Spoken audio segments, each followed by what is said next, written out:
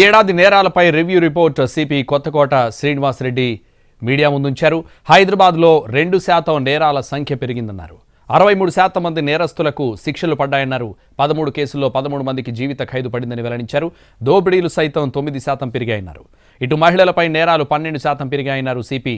గతేడాదితో పోలిస్తే చిన్నారులపై నేరాలు 12% తగ్గాయని చెప్పారు. ఫ్రెండ్స్, 2022 సంవత్సరంతో పోలిస్తే ఈ సంవత్సరము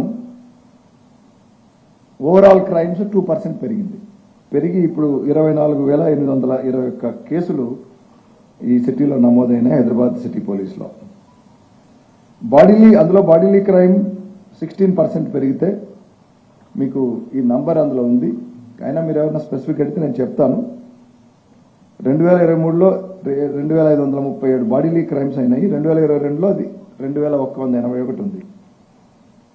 మర్డర్స్ తగ్గినాయి, 79 ఉన్నవి 64 అయినాయి.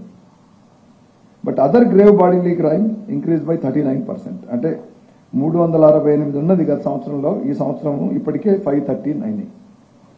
Non grave bodily crime also increase by 12% from 1813 to 2024. 2024 కేసులు అయినాయి. బాడీలీ క్రైమ్ ఇంక్రీజ్ కావడానికి మనం కారణాలు, ఎలక్షన్స్ కూడా అయినాయి కాబట్టి అందులో కొన్ని కేసెస్ అయినాయి. మీకు అందరికీ తెలుసు, ఈ 324 కేసులు కూడా బాడీలీ క్రైమ్ కిందకే వస్తాయి. So elections, 2 months of election run up and the intense fight has also resulted in an increase of some of these bodily offences.